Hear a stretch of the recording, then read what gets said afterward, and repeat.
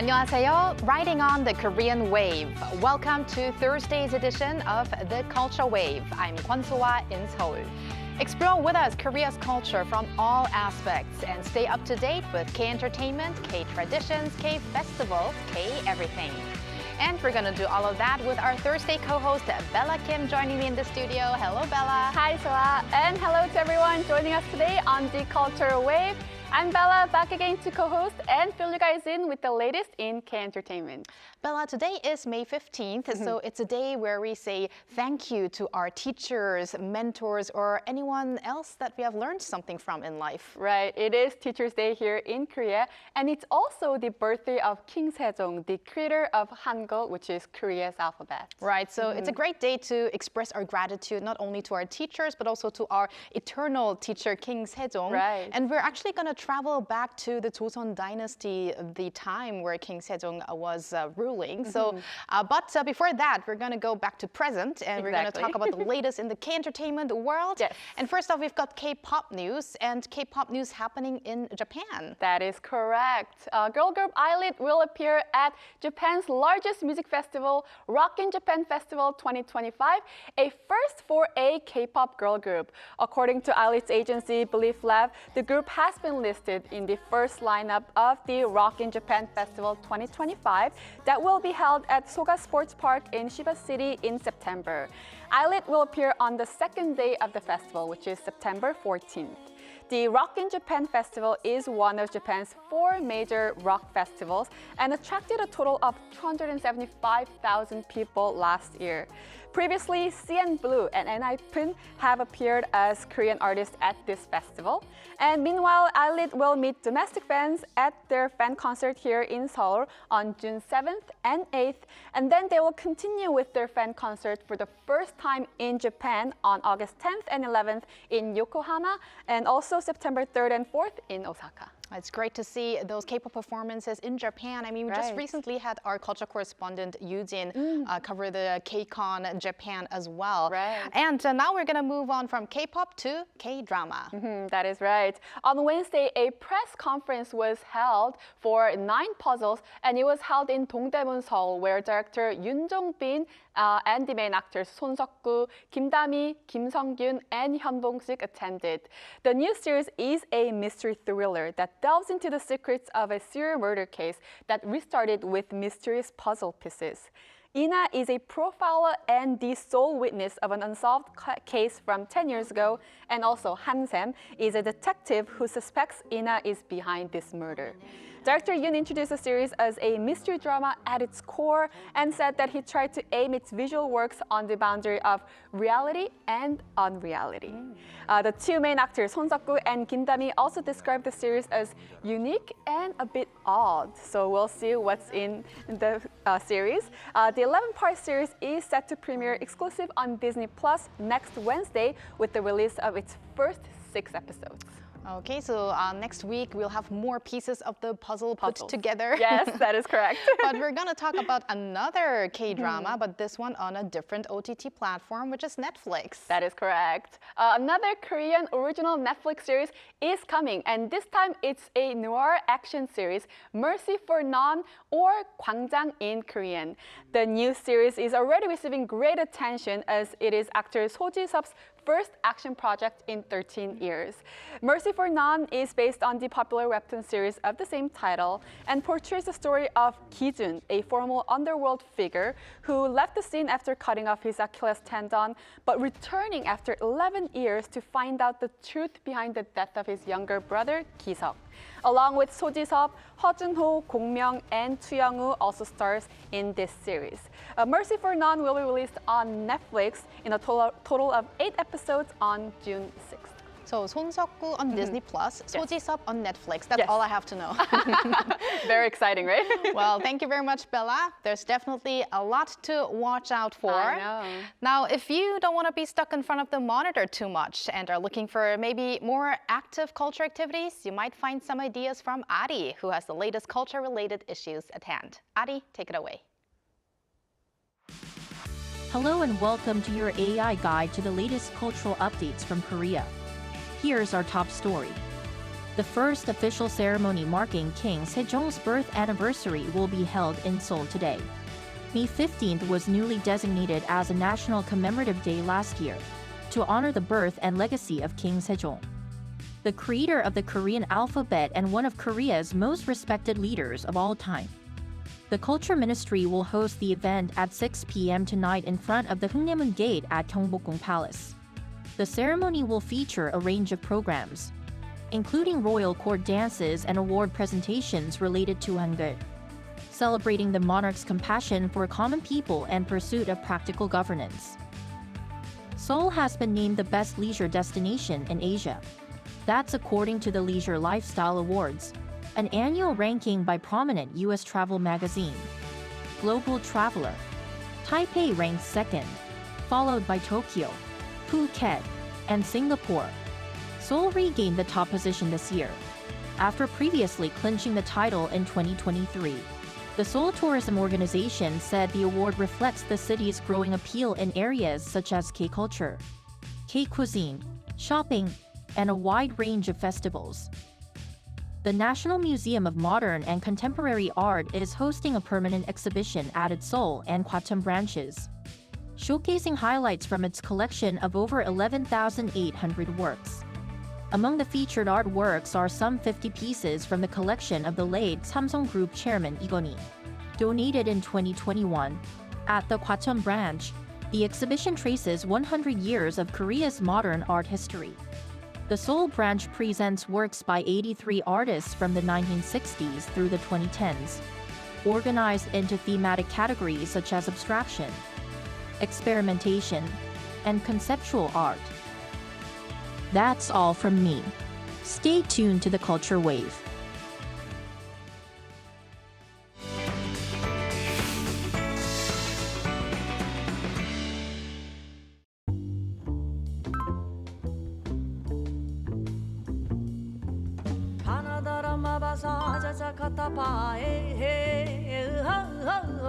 하고 싶은 말들은 너무너무 많은데 이래 노래는 너무너무 짧고 하고 12호 하고 싶은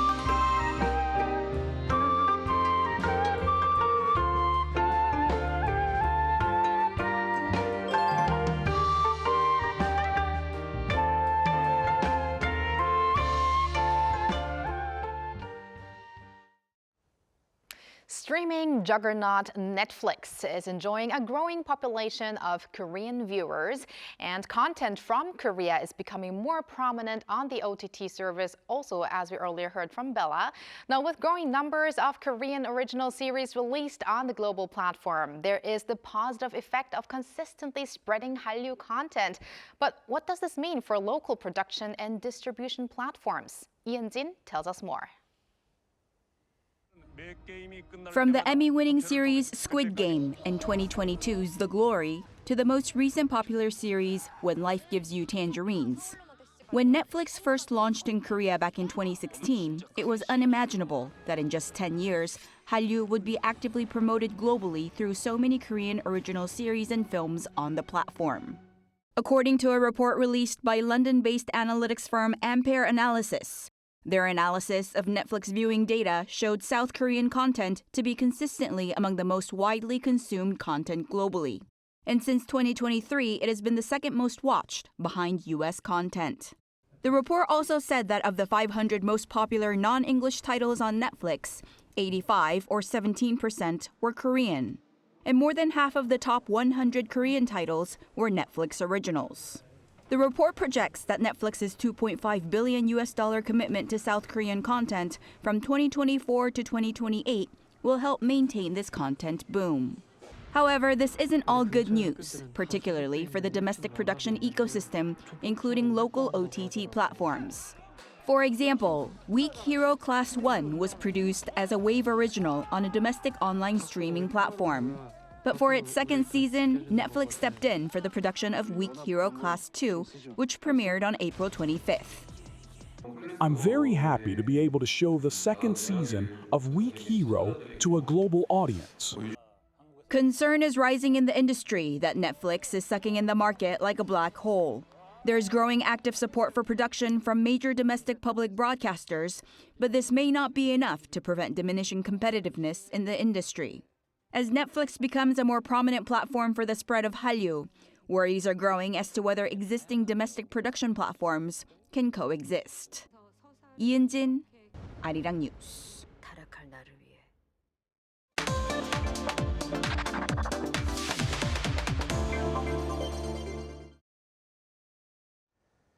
The K-Royal Culture Festival, the largest cultural heritage festival in Korea, is held twice a year in spring and autumn at cultural heritage sites in the heart of Seoul, including the city's 5 major royal palaces and Dongmyo Shrine.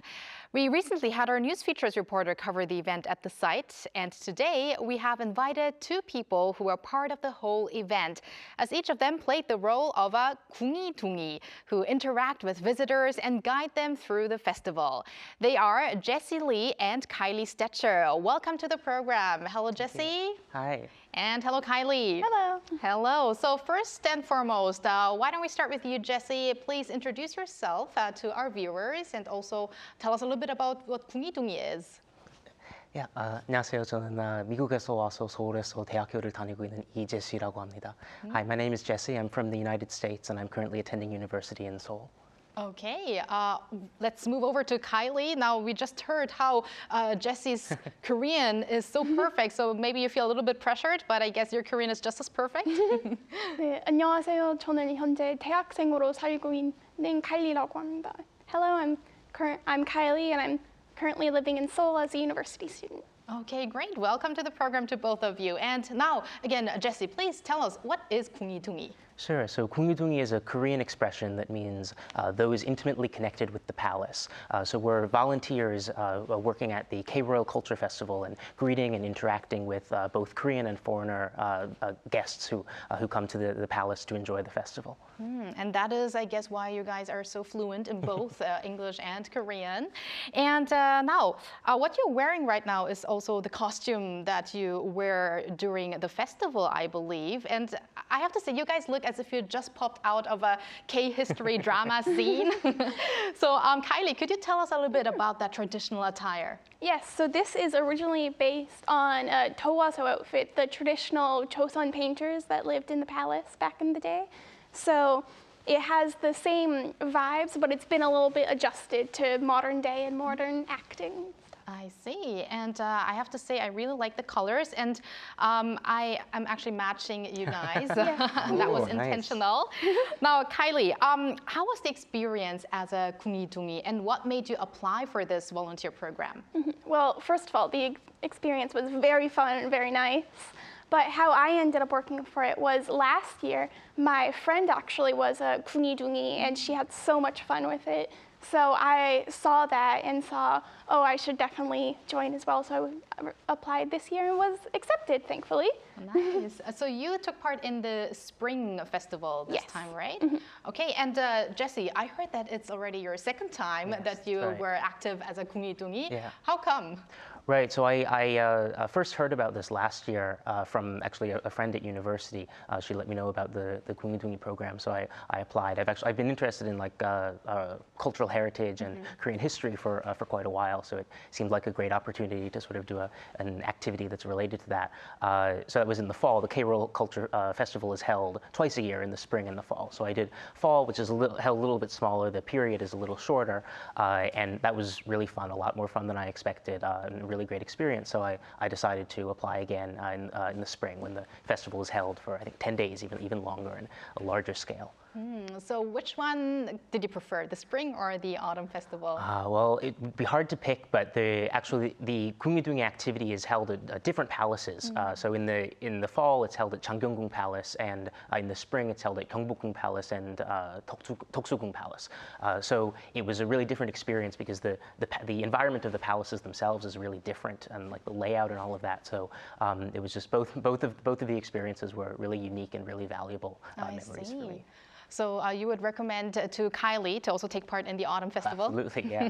And Jesse, you just mentioned some of the palaces. So Gyeongbokgung, Changdeokgung, Doksugung, Changgyeonggung, and Gyeongee-gung are the 5 major palaces here in Korea, in Seoul that is. So they are the venues for the K-Culture Festival, the K-Royal Culture Festival. So Jesse, what do you think is the charm of these Joseon Dynasty palaces? Right.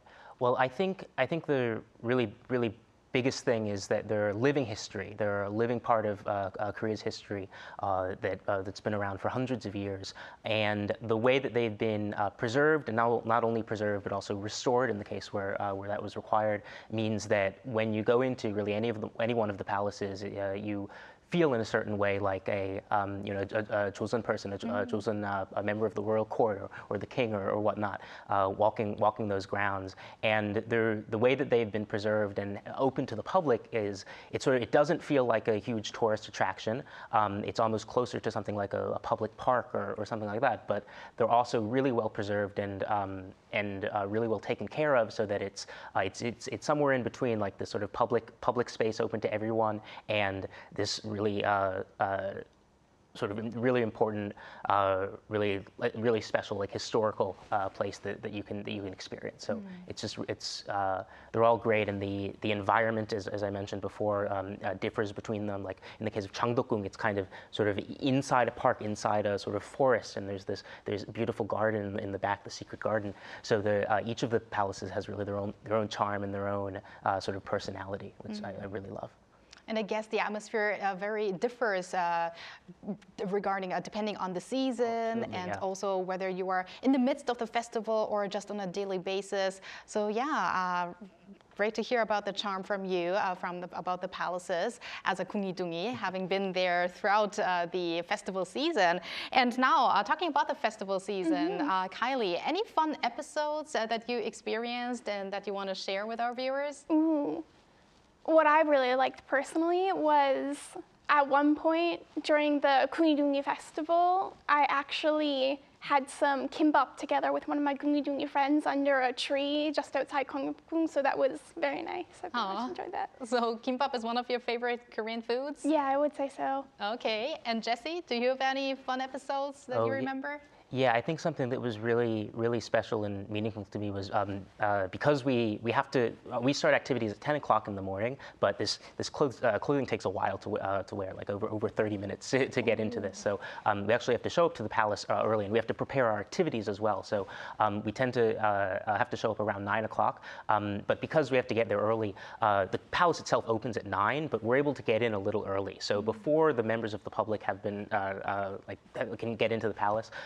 So I tended to show up around 8:45 or 8:50 and just spend 10 minutes or 15 minutes really alone in the palace, walking to my activity site, and that's something that's really hard to experience actually, because these palaces are so popular, and there's every time of day, every day of the week there are lots of people there. So it's really special to be able to spend even a short amount of time in the palace with really nobody around me, just the buildings and the nature and that environment. So that's a really special memory for me. So once you're in your costume and you're walking around, what do you think of? I can imagine you feel very different.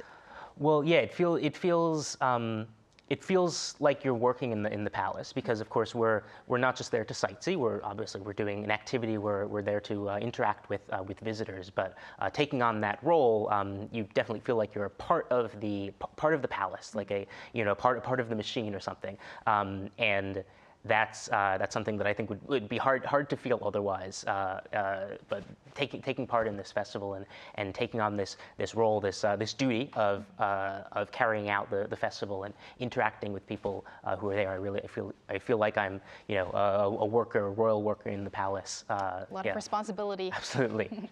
Now, Jesse, you probably now know all of the venues inside out. So, what would be some attractions you would like to recommend to people who haven't been to the festival yet? Oh yeah, sure. There are a couple. So in the case of Gyeongbokgung, there's a building called Jibokje, which is in the back, the north part of the palace, all the way in the back. And in the royal palaces, most of the buildings are not open to go inside. They're closed, you can just see them from the outside. But in the case of Jibokje, from I think the spring through the fall, it was the royal library, the king's library during the final part of the Joseon dynasty. So constructed or moved from Changdeokgung, I think, by King Gojong. But in the case of Jibokje, it's actually open to the public during that period, so you can go inside and see the inside of that building, and there are even like some books placed there, so you can sort of experience the royal library. So that I really recommend, just going all the way to the back of the palace to check that out. And another place I'd recommend in the case of Changgyeongung Palace, would be the northern part of the palace, so north of the buildings. There's like a garden. There's a big ponds and a garden, and in the back of that, there's actually a greenhouse called Daeonsil. It was actually the first Western-style greenhouse constructed in Korea in the first part of the 20th century. But I really love that garden, and actually in the back near the Daeonsil, there are some cats that live there. I'm a big fan of cats, and it's actually hard to see wildlife inside the palaces. But in the case of Changgyeongung, near the Daeonsil, there are cats living there, and so I had fun like wearing my clothes last fall, wearing my Doong-ee outfit, and taking selfies with the cats in the palace there. And one other place I'd like to recommend. I'm actually a big fan of museums. So in the case of Gyeongbokgung, there are actually several national museums nearby there. So the National Folk Museum of Korea, the National Palace Museum, and also the National Museum of Contemporary Korean History. So those are sort of the most well-known ones. But there's actually another one kind of hiding in plain sight. So right in front of Gyeongbokgung Palace, there's Gwanghwamun Square. And in there, there's the statues of King Sejong and Admiral Lee Sun-shin of the Joseon dynasty. But actually, right behind the statue of King Sejong, there's an entrance. And if you go in there, there is actually an underground museum called the King Sejong Lee Sun-shin story. So that's actually it's free admission, and it's all about sort of a twin museum. So one part is King Sejong and one part is Lee Sun-shin. But it's all about those really important figures, the king and famous admiral. So about their lives, about in the case of the king, all of his contributions to Korean history and Korean society. So the invention of Hangul, the invention of like various things like rain gauge and astronomical developments. So it's right in front of the palace, and it's really just hidden there in plain sight. I think a lot of people don't know about it, but I'd really recommend checking that out for anyone who comes to check out the Gyeongbokgung Palace. Wow, so many recommendations. Kylie, would there be anything that you would like to add to Jesse's recommendations? Or maybe some tips or even etiquettes that visitors would have to know about? Well, in terms of a place that I would like to recommend for people to see, within Gyeongbokgung, there's a place called Gyeongee-ru, and I find that place really, it's right in front of a lake, and sometimes you can go inside of it, but even if you don't, there's this little tiny gate that you can find, and sunset pictures there are like nothing else. I have this one really pretty sunset picture I got when I was at Goong-ee, and you get the palace, Kiwa, right with the sunset and the lake, and it's super pretty. Beautiful. And Kylie, what would your day look like as a Doong-ee? So earlier Jesse mentioned it starts at around 9 a.m. So how would a typical day look like? Well, like Jesse said, get there at 9 a.m. and get all dressed up and get all your stuff out to do whatever activities you're doing for the day. Particularly me and Jesse were doing a personality test and a hope making thing. It's like the ID card back in the day for Joseon. So we would get all our stuff out, and then we would help people around the palace and tell them how to get to Gyeonggi-do, for example, and how they could do this or that, and we could help them with the different activities. So it was very fun. Sounds very interesting. Now, finally, Kylie, what would be the requirements to become a Goong-ee Doong-ee? Okay, so currently the requirements for being a Goong-ee Doong-ee are being over 18 and being a Korean or foreign citizen living in Korea. But as long as you're just 18 and are living in Korea, you can apply and anyone can get accepted. Oh, I see. For a moment, I thought you would say under 18. No. Over 18. So Over 18, yes. I could also, apply to become a Goong-ee Doong-ee. I'm not sure if I would do such a great job as you guys did, but I'm sure I'm going to check out the festival, which will be again in autumn, right? All right. Thank you very much. That's all the time we have. Thank you very much, Kylie, for being here with us today. And thank you very much, Jessie, also for sharing your story and also for contributing to, making the experience at the festival for visitors an unforgettable one. Thank you.